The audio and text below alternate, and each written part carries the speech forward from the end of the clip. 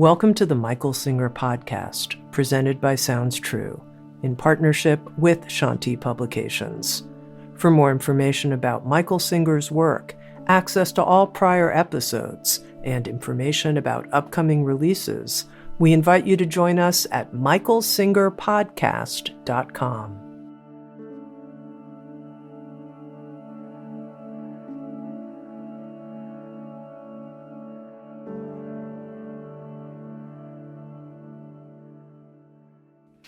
Jai Masters. People like to think of spirituality as joy, love, God, light, all this stuff. Until you work through what's blocking you, that's artificial. It's like trying to sail while the anchor's down. It's a very silly thing to do. Everybody does it. Why? Because they're not okay, and they want to be okay, and that looks like okay, so I want to be okay. The trouble is there's an anchor down there. Truth of the matter is you are okay. You're beyond okay. It's incomprehensible how beautiful you are, how much love you're filled with, how much inspiration you have all the time, passion for every single second. Every single one of you is the highest thing ever walked the face of the earth. Every single second, right now, period. Why don't I feel it? Well, if you're the fastest boat, finest sailing boat that ever was, and it's capable of doing everything, but it's anchored, you're not going to experience it. Spirituality is about getting rid of that anchor. It is not about reaching up. If you have a hot air balloon and it's tethered to the ground with ropes, you put all the hot air you want in it. Double up with super helium. It ain't going anywhere. It'll bounce a little bit. You seen them? They bounce a little bit. Okay? They're not going anywhere. I don't care what you do. You have to cut the tethers. What do they say? You have to untether it. All right? What I want to know is once you cut the tethers, what do you have to do to make it go up? Nothing. That's what I'm telling you. You're already there. Truth, you're going to find that out someday. I hope you will find out. You're already seated in universal consciousness.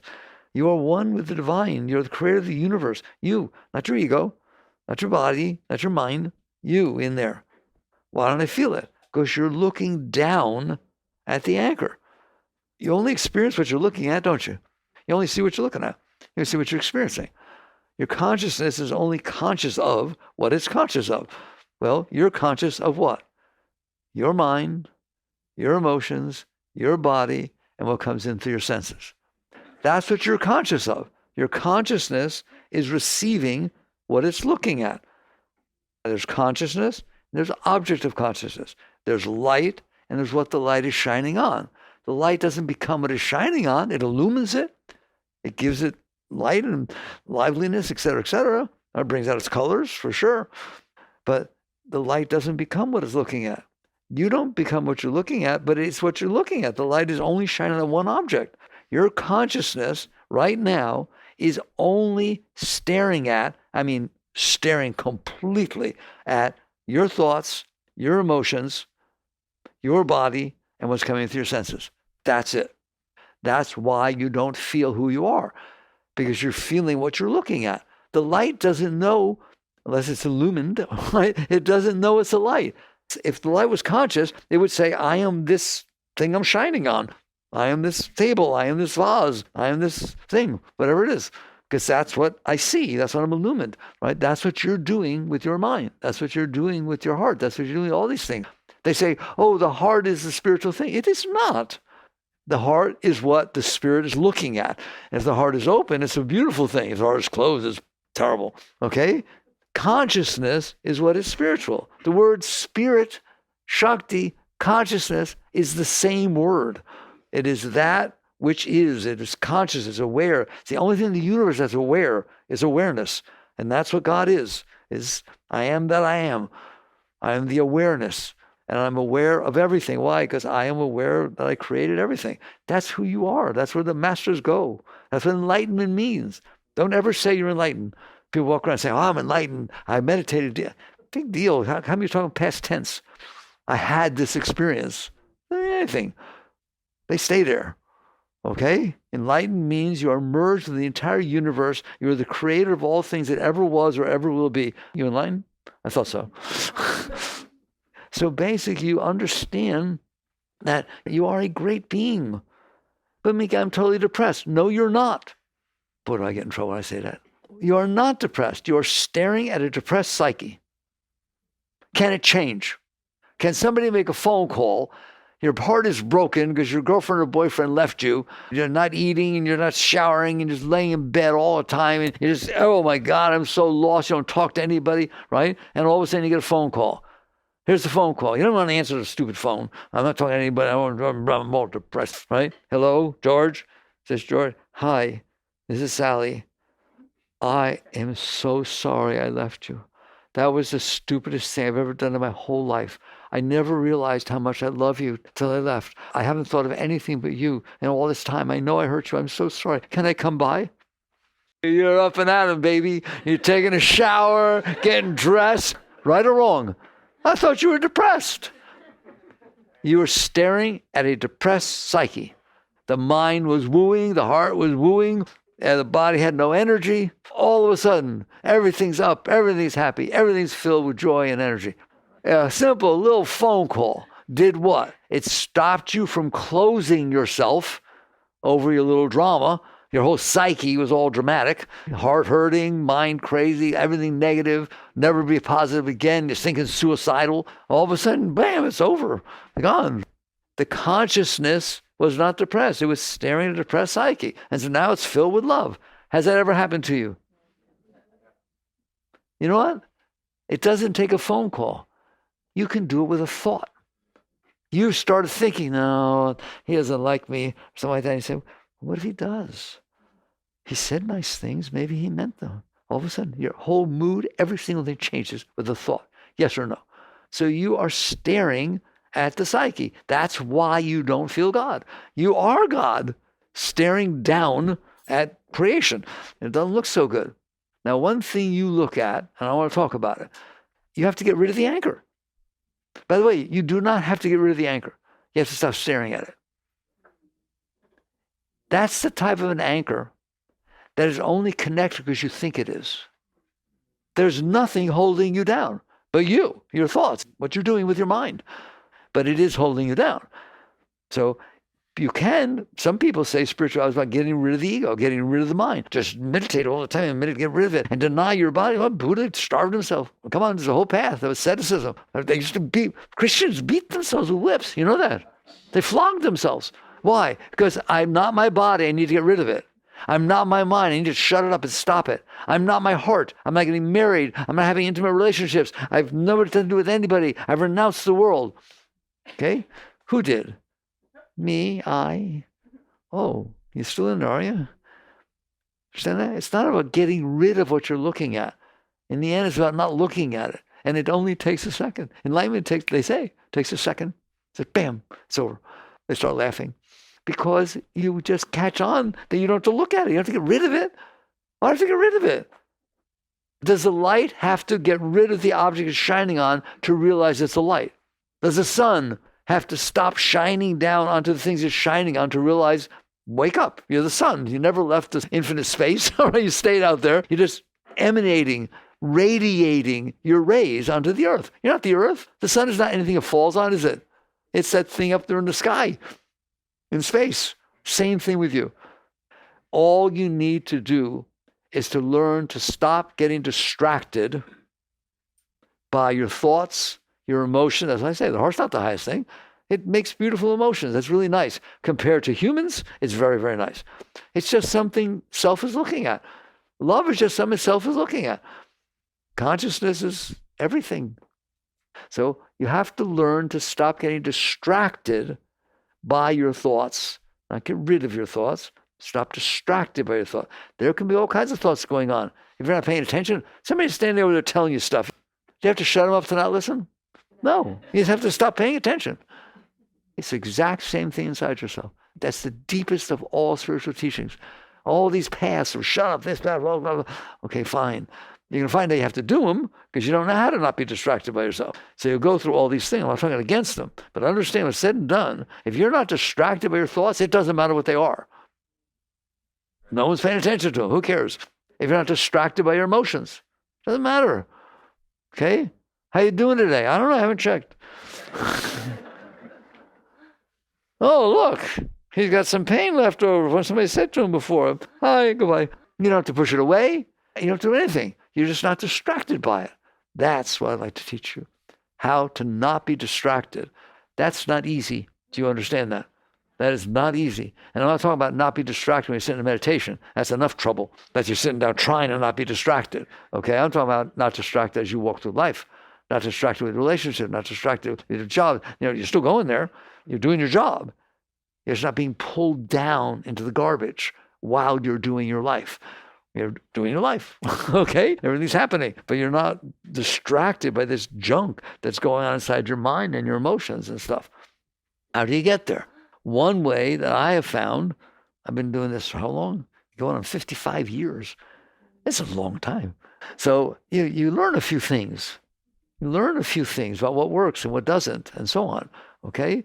And one thing that I found, and somebody asked me, why do you keep talking about that, is if you take your mind, your consciousness, because wherever you put your mind, your consciousness is, off the planet Earth. For example, we know it's a little ball spinning through space. Make yourself a giant and sit on top of it as if it was your seat. You're just sitting down there, okay? Then look around. Don't look down. Look around. You're going to see black, dark, empty space for as far as you can see. And somewheres, if you look in the right direction, there'll be this blinding star, this blinding light. And you just look around. How are you doing?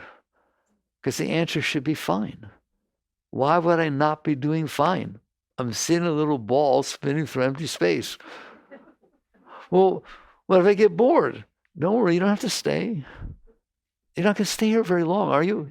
How long, I'm asking you, this is how you use your mind to liberate you. The mind doesn't have to be the bad, non-spiritual thing. It can liberate you. That's Jnana Yoga, the yoga of wisdom. So now you're using your mind to spin through space. You sit down there and you say, how long am I going to be here? How long am I going to be here? 80, 90 years? That's pretty average nowadays for people in your culture. 80, 90 years. How long has that ball been here? 4.5 billion years. How long are you going to be here? What's your problem? I want you to laugh at yourself.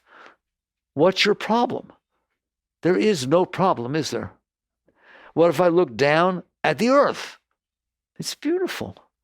The astronauts have this overview experience where they wake up and they look down and they say, oh my God, the thing's gorgeous. It's just spinning through empty space, and little blue water and brown continents and white clouds. It's like a Christmas tree ball. And you look down, where's your problem? What it costs you to be there? What do you need to do to make sure the black forest is watered or the rainforest? The thing takes care of itself, doesn't it? For 4.5 billion years. And there is no problem. Just don't let your mind go where you think the problems are for a moment. We'll get there. Do you see there is no problem? Well, so-and-so did this. How long will he be here or she be here? Don't worry about it. Everybody's doing something. Do you imagine how much is going on that if you knew about it would bother you? Come on. 8.3 billion people, all causing trouble. All right? Saying things, doing things, feeling things, acting things, whatever, right? If you had to focus on that stuff, boy, will you please get up on the planet and take a seat and look what's going on? And you realize there are no problems. There are no problems. There are no problems. There are no problems. Well, but they're ruining the earth. They're not being environmental. If the entire earth blew up to smithereens tomorrow, just gone, all right? A couple of planets would change their orbit and nothing else would make any difference. Wouldn't even know you were here. Do you understand that? Is that fair? Can we discuss that? No, truth's not discussable, right? It's against the law. No. We're going to discuss the truth. That's the truth. I don't care if you like it or not. I told you, that little planet, so important, 1.3 million Earths fit inside the sun. How important is it? And if it's that important, how important are you? You think it's all about being important. It's about knowing you're not important, so you're free. You have to do this stupid stuff and not enjoying your journey on the planet. You came to the most beautiful planet. We haven't seen anything even close. Don't worry about it. The Hubble, nothing has seen anything even close. James Webb, nothing. We haven't seen life. We haven't seen anything. And you're on this planet kind of teeming with some stuff, isn't it? Some stuff to do all over the place all the time. You got quite an entertaining place going on here, don't you? When's the last time nothing was going on in front of you? Never. There's nothing going on anywhere else. Fire and blowing up and black holes eating galaxies. This is a little nicer here. You have the right to do that with your mind. Don't you? And we'll discuss in a minute what you decided to do with your mind. But for a moment, let's stay out there. It's kind of nice out there. Go anytime you want. You're not ignoring, you're not suppressing, you're not bypassing, you're not doing anything. You're using your mind for truth. And ye shall know the truth, and the truth shall set you free. That's the truth, isn't it? 1.3 million Earths inside the sun, and the sun is one of how many stars in your galaxy? 300 billion. How important is your junk? None. And how important is it to you? 100%. How important is what I just discussed with you, honestly, to you, about the fact that the planet's just been in the middle of nowhere, and 1.3 million Earths inside the sun, and there's 300 billion stars in your galaxy? Oh, I forgot to tell you, there's 2 trillion galaxies. Wake up. Who's stopping you from doing that and enjoying your life? No one. Seriously. Would you enjoy your life? To me, you do that every morning. I encourage you. I do it all the time. I have for 55 years. That was part of my awakening. I'm on a planet in the middle of nowheres. Holy mackerel. I think I'll think about that, okay? I used to, way back in 72, I'd get in my van before I started. My path, no one gave me a path. I wanted out. I figured it out. Get in my van, I had a VW camper, hippie boy. Before I'd start that van, every single time I get in my car, every single time, I'd stop and I'd see the planet and I'd see my car on top of the planet. I'm going to scoot around the little planet. I could drive a little planet in my VW van, and I would drive. And then when I got out, I'd do the same thing. I'm in a different place now on the planet. And I trained him. It wasn't just my car. If I walked into a building, there was generally a door somewhere. Have you ever noticed there are doors? I would stand there. It just takes a second. No one notices. I would stop there and realize I'm going to walk through a door on the planet Earth. Aren't I? Oh, it changes everything, doesn't it? I'm running a company. Phone would ring. Secretary would come in. There's a phone call for you. Before I would ever pick up the phone, no matter what was going on, no matter how good or bad, before I pick up that phone, I would stop, get off the planet. I'm about to pick up a phone on the planet Earth that's tied to somebody else. Hello. And I did. I'm telling you the truth. I trained him. And when I hang up that phone, you know what happens after you have a talk with somebody or hang up the phone? Okay, I do the same thing. Before he could do that, I get off the planet, realize just talk to somebody else on the planet. There's a number of us here. We can talk to each other kind of far out, right? You're welcome to do whatever you want with your mind. I highly advise it's nice to know what you're doing with it. So the question becomes, why do we have so many problems that we, is us individually, community, family, world? Why? Because we're not doing that. We're not doing that. People don't do that. What do? They get distracted. What does consciousness? Gets distracted by this noise. Outside? No. Inside. There's noise inside? We have a friend. She's doing residency in neurosurgery. I'm going to ask her, when you cut that brain open, is there noise in there? What do you mean there's noise inside? Think about that, okay? There's noise in there, isn't there? There's a mind in there. There's thoughts in there. There's emotions in there. And guess what? They're very distracting. Are they not? How distracting? How about 100%? They're 100% distracting. Your thoughts and your emotions distract your consciousness all the time. All the time. Take a breath, okay? Then you're not living on the planet Earth. You're living in there. Your consciousness is experiencing that. Not experiencing what I talked to you about earlier, all right? That's capable of. Why? Because the following thing happened. You're in there and you're conscious. You're conscious what comes in through your senses. You were meant to be conscious what comes in through your senses. That's why you have senses. A computer in the old days, it was just within itself. It didn't have input-output ports. It didn't have talking to it or it talking or cameras. You didn't hook that stuff up. When I started, a little toy thing, but now it has I/O ports, input-output ports. It has sensors. It has a camera. What is that? A sensor. It has a microphone. What is that? A sensor. It has a speaker. What is that? Well, that's what your body has. You were given sensors, okay? Senses, sensors, they're the same thing. They let you do what? They let the consciousness inside experience the outside world. If you did not have sensors, you would not experience the outside world. You'd still be in there, but you would not be getting any input at all from the outside. You don't even know there was one. No touch, taste, smell, sight, hearing. Then there's no world, okay? That's why you were given senses.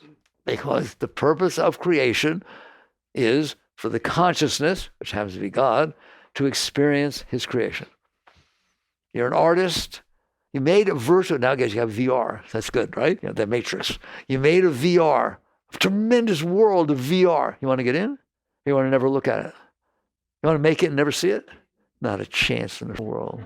All your creativeness, all the expression of your being wanted to create all this. Whatever you made a different one than him. Or you just created all that. You then go into play. You go and experience. You walk around. That's God. Create, express the entire being of yin and yang, everything that could possibly exist. And then the same consciousness that created it gets in to experience it. Guess who you are? That. You are God's emissary to experience the moment that you're experiencing. Do you experience moments? Does anybody else experience exactly the same moment as you're experiencing? Ever? Will they ever? Did they ever? Whoa, you're something very important. You want to be important? That's important. God creates the entire universe. That consciousness drops down here to experience that moment. Otherwise, you wasted it and no one experienced it. What good is a moment that no one experiences? Nothing. You give it meaning. You're pretty special. And every one of you have different moments all the time. Isn't that neat? That's like God's eyes, God's ears, God's senses. That's what you represent. You're doing a beautiful, wow, you're so special. Okay. Now, by the way, what we're about to discuss is what is meant by the fall from the garden. You get out and get back in, you know, this is the fall from the garden. That's the garden. Adam and Eve and all you guys are walking around experiencing creation. You're in God, and God is experiencing his creation. Consciousness is looking down through the senses and experiencing the creation that God created, walking through the world of your VR, of his VR. Okay? What's wrong with that? Nothing. There's nothing wrong. It's exciting. There's all kinds of different things all over the place. How many different things are there? It's hundreds of billions of quillions and zillions and trillions, right? And by the way, it's not just on Earth. It goes on everywhere. Oh my God. Okay? So that's what it means to be in creation. That's why people say, why did God create creation? I don't know. Why do you paint? Why does he create pottery? Why do you create? Why do you have this beautiful expression of your being? Because it's part of who you are, to express and create. So God created creation and then is experiencing it. There, that's it. That's what's meant to be. It's a wonderful experience. Now, we're painting the picture of what truth is, but now we're going to paint the picture of what happened. And what happened is the fall from the garden, because we ain't living there, are we? That's not quite the experience. Masters are having that experience. Enlightened masters, that's where they live. That's what it is. Okay? So what happened? Well, when the outside comes in through the senses, it's still outside. Understand that nothing has ever come in there. The snake doesn't come in there. Your child isn't in there. Your husband isn't in there. Your wife isn't in there. They're out here, right? They're out here. But there's energy. There's form and there's vibrations, energy. It is the experience that comes in. It's the energy of the experience that comes in. Then it comes into your mind and you experience it in there. You're not experiencing it out here. You experience it in there. I've been through that with you guys and you look at me like I'm weird. Are you seeing what you're looking at out there? No. No, you are not. You have never seen a single thing out there. What is happening is light is bouncing off of the object, off the atoms, the molecules of the object, reflecting back into your sensor, your optical sensor, stimulating the sensor, which stimulates the nerves, which is your wiring, the computer's wiring. The nerves are your wiring, sending it back as impulses, electrical impulses. Nowadays with networking, we do it digitally. We turn it into numbers and send it back. It's the same thing. It sends it back. It hits the brain. That's what we're all coming back to. It then renders an exact, not always so exact, but an exact copy, a rendering, takes those impulses and turns them into a visualization in your mind of what you're looking at. Right now, you are not looking at me. You are looking inside your mind at that refracted image of me. Isn't that pretty neat? Okay? Look at her. Look at the colors of her beautiful shawl. There is no color. Look at me. There is no color of any object. Only light has color. Roy G. Biv. The light vibrations, different frequencies of light, have color. When you shine light through a prism has no color. It started with no color, but you see all these colors. That's because light has colors. Your eye picks up the different frequencies as colors. The thing doesn't have color.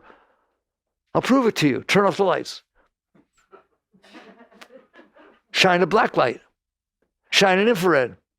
Oh, the colors are changing. No, it's just reflecting a different vibration of light. So there is no color out there. It's just that the molecules that the light is bouncing off of on these colorful shawls are different frequencies. It bounces different frequencies of the spectrum. So wake up. It's not anything like you think it is. But boy, you sure think it is, don't you? I like that color. What do you like light? Ew, I don't like that color. It makes me sick. I don't like it. I told you I don't like that. I want a different shade. How much? Just a slightly different shade. You know how many shades of white there are? I was a builder. I had to go to customers back in the old days, right? And say, all right, what color you want the kitchen? Okay, here's a little fan of colors, right? It would take them 3 months to pick the color, right? So I'm not sure. The charge used to be 5 colors. They're like 300 whites. And they'll have names. Egg white, this white, that white. All right? And your mind can't decide. They're all the same. They're just light bouncing off the stupid objects. Wake up, okay? All right. So now what happened?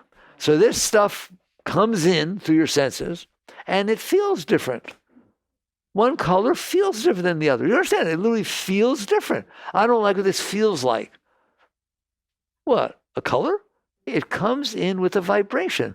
Everything has different vibrations. So the object's not coming in, but the vibration of the object is coming in through your senses, rendering in your mind. Okay? Fine. You're supposed to experience everything. It's a world of color. It's a world of no color. It's a world of light. It's a world of dark. It's a world of good. It's a world of evil. Oh, I said it.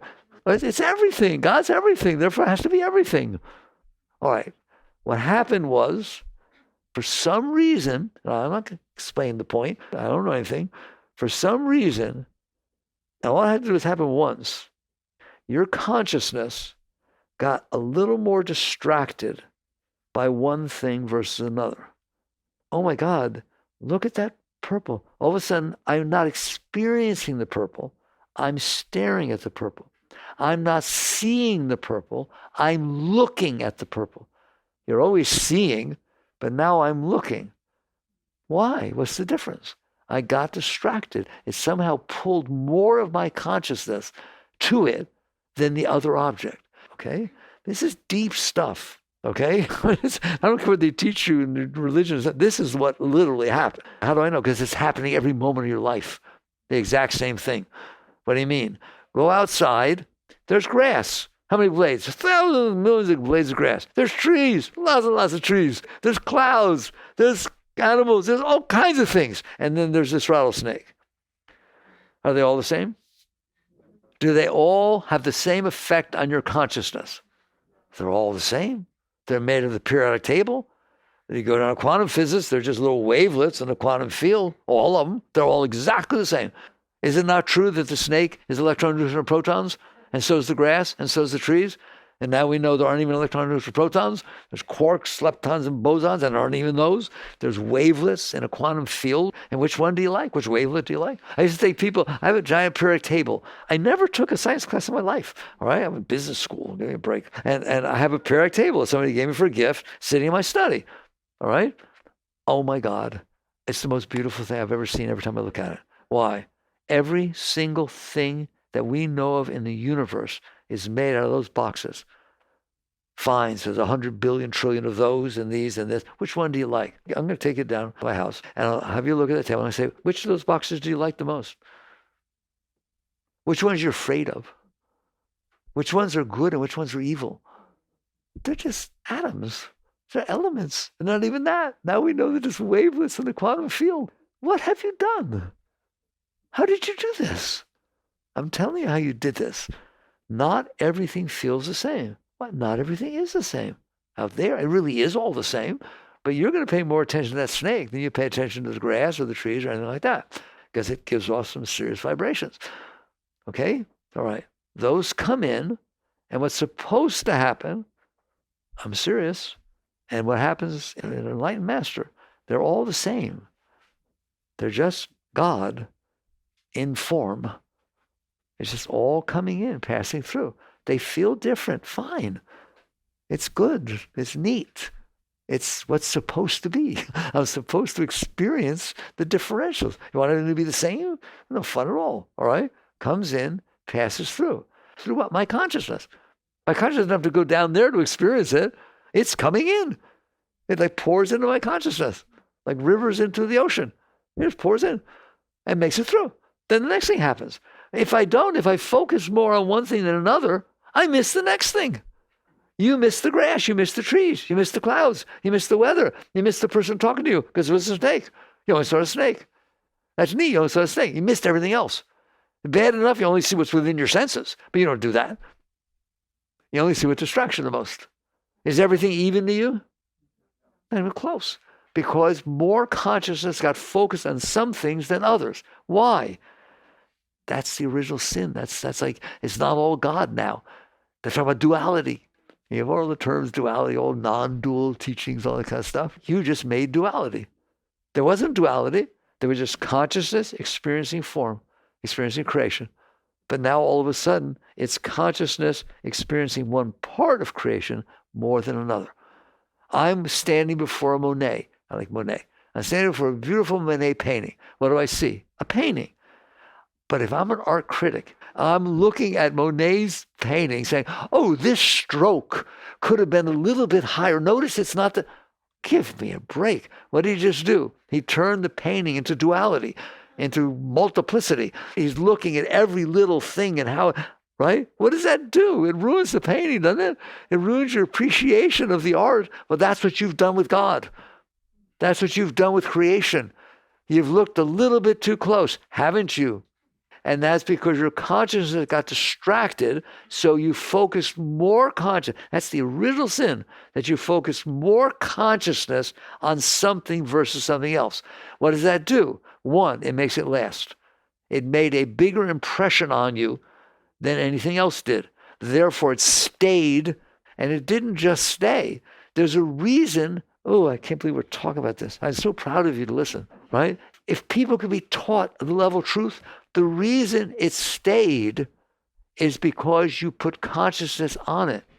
If everything's pouring in the same, it's all one. There's no duality. There's just oneness. Oneness experiencing oneness. But if you focus your consciousness on a particular thing, you put more Shakti, more energy, more consciousness into that thing. So what happens? There's a reason you put more consciousness on that.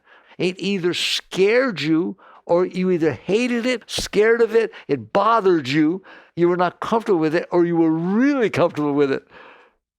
Those are the two you pay the focus to, right or wrong. You pay attention to the white lines in the road? Yeah, I see them, but then I don't dream about them at night. I don't know about you. I don't like them and not like them. Oh my God, there's that again, all right? Or the trees you drive by, or the people you see that you don't even know. But when you focus on something, it's because it had this impact on you of either like or dislike. And that's a problem. You don't think it is. You think what you like is really good and what you dislike is really bad. No, like and dislike are a major problem. Why? Because they cause you to focus more on one object versus another. And you not only focus on it, you hold on to it. Well, to me, if I don't like it, I'll let it go. If I eat food I don't like, I don't want nothing to do with it ever again. Go away from me, right? What you do with things you don't like is you store them. Go talk to Freud. That's what suppression and repression are. I didn't like that, so I don't want to experience it. Listen to me, please. If I don't like it, I don't experience it. You already did experience it. In order to not like it, you experienced it. But you're saying, I don't want to experience it. And so there's this reaction inside where consciousness, which is everything, focuses its will, its power to push it away. To push what away? The snake? No, I don't want to touch on the snake. The experience, the inner experience, that which created in your mind, rendered in your mind, doesn't have to come all the way in, does it? Have you ever held something away because it bothered you and you don't want to experience it? Yes or no? You better say yes. That's what I'm talking about. You do it all the time. How many times have you literally, I don't like the smell, I don't like what it look like, I don't like the thought, I don't like it. Don't you have a pushing? There's a sense of keep it away from me. That's your consciousness saying, I don't want to experience this. You already did. You're never going to not have experienced it. Now, I'm going to ask you another question. Have you ever totally not done that about an experience that was very beautiful and you kept your hands off and you weren't even there and it melted you so deeply, it came all the way in and you just went into ecstasy, into bliss? You said things like, oh my God, it touched me to the depth of my being. I felt I was in the presence of God. Rare, but you have at some point experienced something like that. Okay, that's the difference. That's what it was all supposed to be like. All of it. It wasn't the object that mattered. It was the experience pouring into your being that brought about that ecstasy, that brought about that sense of fullness, of wholeness. Why? Because you're the ecstasy. You are the ecstasy. You in there. Consciousness is Satchidananda, eternal conscious ecstasy. But if you're busy pushing away everything, then what you're paying attention to is what you pushed away. You're not paying attention to who you are. There, I talked to you about that. Now you're building the anchor. Every single thing you ever pushed away is still there. Go talk to Freud. Does problems you have in the past ever come back up? Do they have to happen again to come back up? Or are they still in there? Come on, what do they tell you about your formative years in your childhood? There's nothing about your childhood was bad and comes back up. Nothing. That's because you held it in there. You pushed away the experience. The object's already gone. People are dead. It'll never happen again. You had a bad relationship with your sister 20, 30 years ago. Can stuff 20, 30 years ago still bother you? Does it bother the person next to you that didn't experience that? No.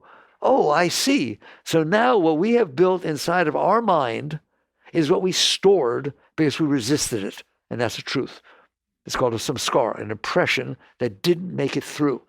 You stored those, didn't you? And some of them were positive experiences. Not many. I tell you, I hope you get to meditate on this. Think about this while you walk around life.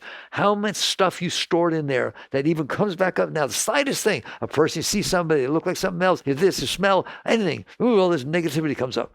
Why do you think they teach you to do positive thinking? Because you're so negative. All right? Do other thinking. What's that? Well, you know what positive thinking is because you know what negative thinking is. Because that's how it normally is. Because you stored all that junk in there and everything stimulates it. Every single thing comes back up. You need everything to be exactly the way you need it to be okay. So basically what happened is it comes in, you don't let it come in, you store it. Now it's all stored as what's called a samskara, an impression that came in that you stored. I was doing positive. Can positive things happen? Yes, you have wonderful, beautiful experiences. Okay? You turn a corner and the sun is setting and oh my, it's lavender and purple. And, oh, so gorgeous. It blows you away. You have to pull over and just go into a state of beauty and ecstasy. Oh my God. What do? You looked at the house on the corner. What if I lived there? I could see this all the time. I want to bring my friend. You didn't let it go through. it ruined your life just as much as the negative experience. Why? Because you want it to happen again. Guess what? It will never happen again. It will never happen again. That was a totally new experience for you. The next time you see it, it will not look the same. First of all, it won't look the same anyways. It'll never happen again.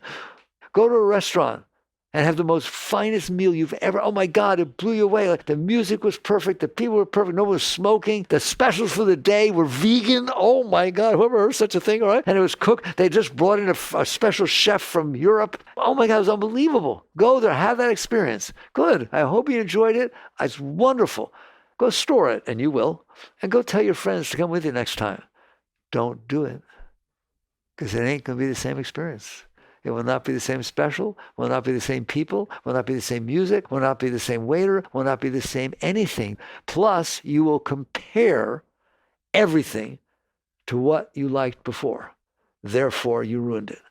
If you compare it, it loses. That's what the art critic did to the Monet. He wasn't willing to experience the Monet. He brought it in and compared it to Van Gogh and compared it to Renoir, compared it to another one of Monet's paintings. It's over. You're in your mind now. You're not experiencing it. You're experiencing your mind. That's what's going to happen when you go back to that restaurant, isn't it? Oh, it was a bigger server last time. Oh, it was this, it was that. I don't know. It's just not going to be the same. So those impressions that you bothered storing have ruined your life. But you don't know that. You don't think that. You think if I can have that experience again, I'll be fine. And if it's even close, it's better than not. So you go out trying to find that experience. And the ones that bothered you, you don't have those again, do you? Has anything ever bothered you? Has a person ever bothered you? Has somebody said ever bothered you? Has somebody ever did bother you? Lots of things have bothered you, haven't you? You don't want those to happen again, do you? So now you're busy walking into God's life with you. That's your anchor. You stored that stuff in there, and now you can't experience life. You have to make sure it's not doing what you don't want, and that it is doing what you want. And you're busy making that happen, aren't you? They teach you to do that. I love that. You can get what you want. The third Zen patriarch, first line. Ramdas used to hand out a little booklet back in the 70s, all right? The great way is not difficult for those who have no preferences. That's the essence of all of spirituality. In other words, if you don't have preferences, now that doesn't mean get rid of your preferences. Look at me. I can't believe I'm talking at this level. It's not about getting rid of your preferences. It's for those who have no preferences. If you're getting rid of your preferences, you already have them. You're suppressing them. You're denying them. You're renouncing them. That's not the same thing as not having any, is it? You're deep people. Do you get the difference? How do you have no preferences? We can discuss that. But that's very different than saying, I don't go with my preferences. I can handle my preferences. I suppress my preferences. Yoga goes a lot deeper. Why do you have preferences? Because you stored this stuff. You got hurt by something before. I don't want to see them again. I don't touch that. I want to breathe that. I don't have anything to do with it. Well, then you have a problem. Right? You have a problem. They teach you first impressions are really important. That is not my experience. My experience is my first impression is how you hit me, not how you are. Oh, God, look, your eyes look just like my sister's. I love her so much. Oh, my God, you must be a really special person. No, you're a serial killer. Your impression is not what they are. It's how it hits your stuff. So if you have stuff in there that's positive about her sunglasses or about this or about that, then all of a sudden I have a positive first impression. If you talk nice to me, I have a positive first impression. Truth is, you're trying to manipulate me. Every word you say is a lie. But I love you. I want to see you again. And so you catch on. You store all this stuff in there. And now you're living your life based on the lowest part of your being, the stuff you couldn't handle. And I stored it, and now I'm trying to live my life to make sure it doesn't happen again. Look at me. Okay, now you see how real what I'm talking about? Now you see what's the fall from the garden? They said in the fall, what happens after the fall from the garden? Now you must work by the sweat of your brow to be okay. Know anything about that? So basically, your consciousness now has collected the things that it didn't like the most and some that it did, and now it's not living life. It's trying to make life live me. You don't want to live life. You want life to be the way you want it to be. You have likes and dislikes and preferences and hopes and dreams and concepts and views about what? About the things you experience and that you like and you don't like. Now you look out in this world and that's all you see is yourself. Do you understand how true that is? That's all you see is yourself projected out there. And you want it to be that way. Spiritual growth is you've let go of yourself. You've let go of that part of you that got built in there so that you can see and live reality and experience the wholeness, be here now. That's spirituality. If you're sitting there saying the only time I can be okay is if life matches me, you understand that? Okay, and that's what we're saying, isn't it? I know how to get everything the way I want. Do we have any experience of what the world looks like when everybody's out there trying to get what they want? Not picking anyone in particular. Everybody. You see what it's like if everybody's out there trying to get what they want. It don't work too good, does it? Why? Because everybody wants something different. Why? Because they all had different experiences. They all stored different things. You loved your sister. She didn't like her at all. Do you hear me? It is not about getting what you want. It is about letting go of yourself. It is about being the self that is not caught in looking at this tiny little thing you built in there called your ego, your self-concept of what I like, what I don't like, what I believe, what I don't believe, what I think is right, what I think is wrong, who I like and who I don't like, what religion I believe in and what religion is wrong. Oh my God, where'd you get all of that? I built it from my past experiences. And that was what psychology says. Man is the sum of learned experiences. Well, you haven't experienced very much, I'll tell you that right now, the tiny little bit you experienced, you missed everything else, and you built this ego in there, and it is a major problem. Is that not what's going on? You have these concepts and views and hopes and dreams and preferences and fears and anxieties and blah, blah, blah. They're different than his or hers. They're different than they were yesterday, aren't they? Do they change? Then they're not real. You're not your ego. It's something you built inside the mind. Instead of using your mind to go into outer space like I taught you to do and be free, you let your mind fixate, totally be addicted to your ego self. What do I like? What don't I like? I don't like what you did. I can't believe you said that. Right or wrong? And that's what's going on, and that's what you're staring at. And you'll talk about your heart reacts to that. Okay? That's what you're staring at. You're completely lost in this ignorance. Absurd. It's absurd. But so is everybody else. And every single thing you're taught is how to get what you want and avoid what you don't want. Or that what you want is wrong. You shouldn't want that.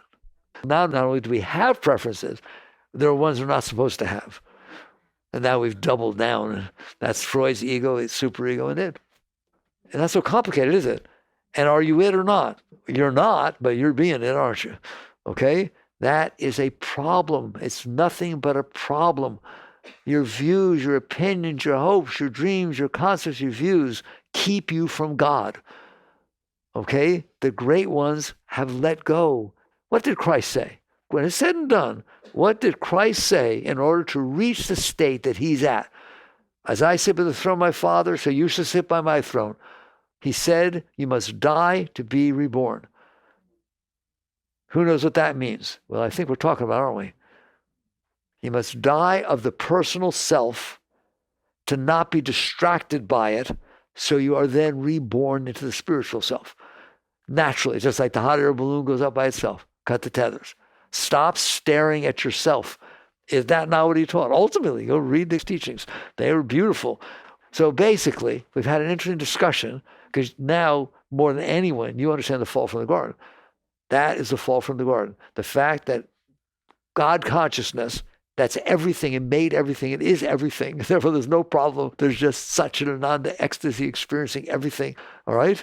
Stared a little too closely at one thing.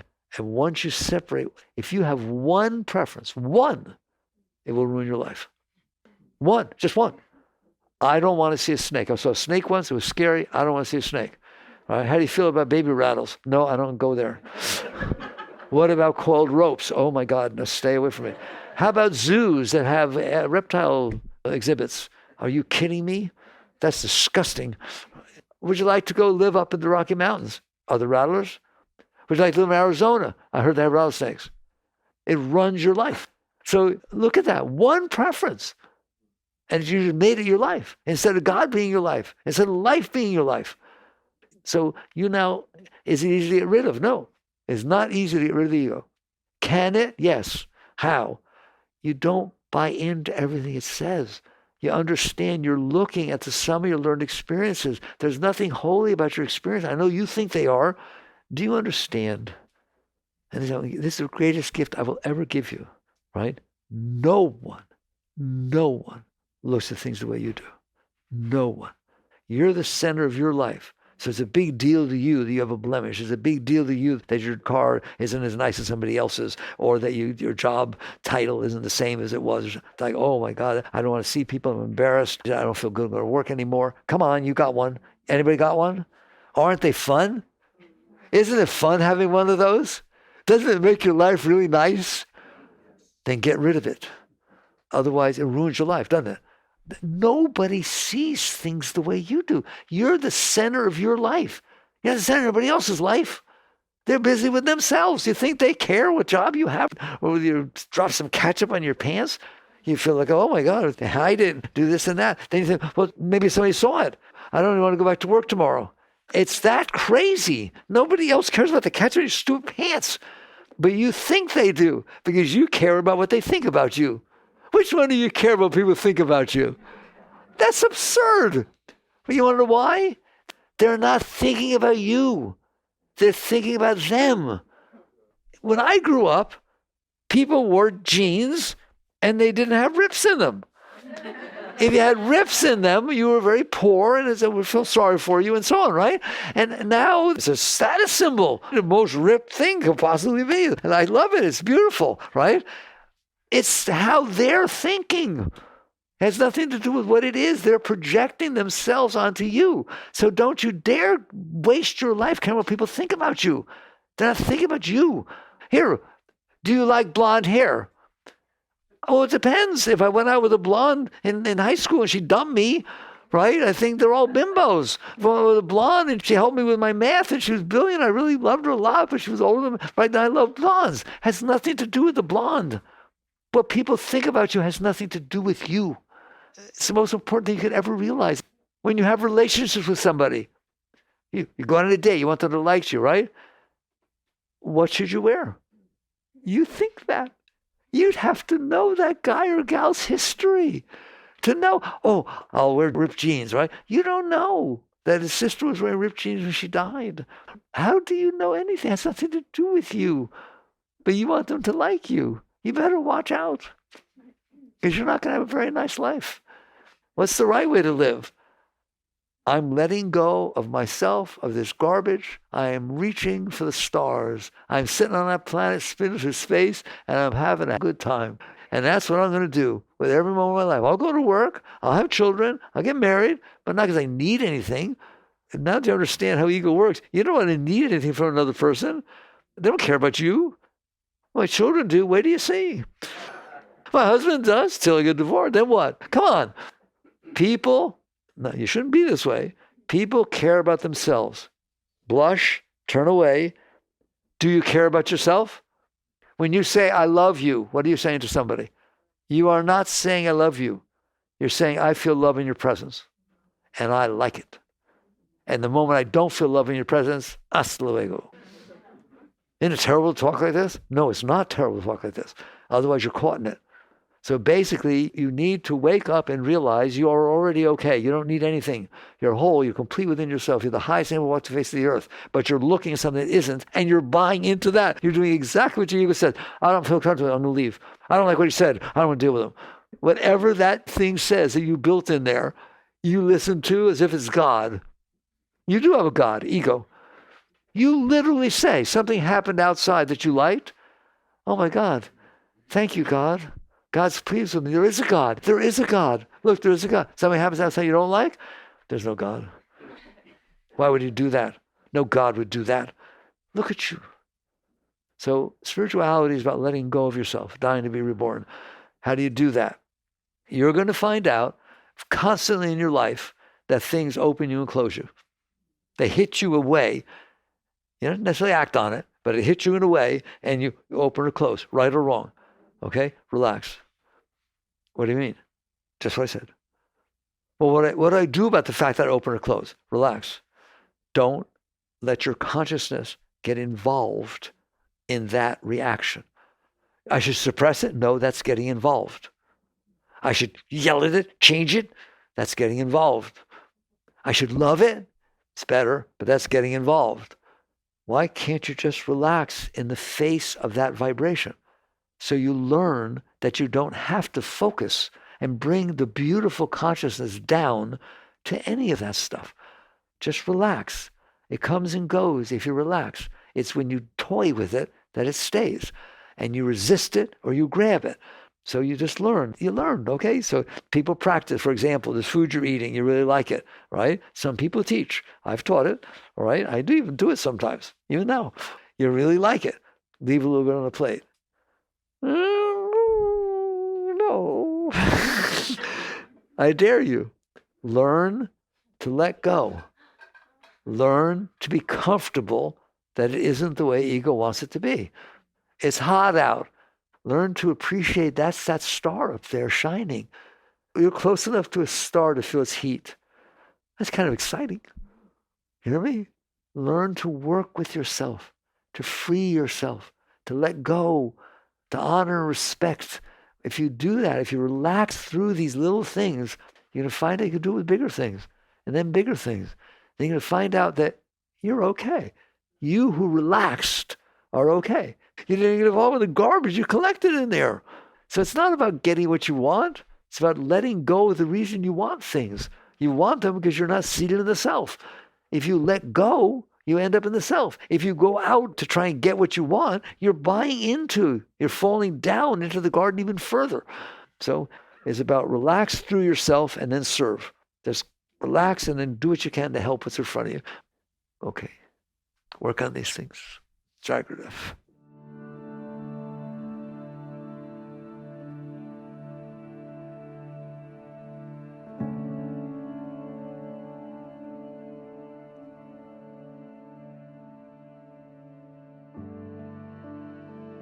You've been listening to the Michael Singer Podcast, produced by Sounds True in partnership with Shanti Publications. For more information on Michael's body of work and all back episodes, please join us at michaelsingerpodcast.com. Thanks so much for listening. Sounds True, waking up the world.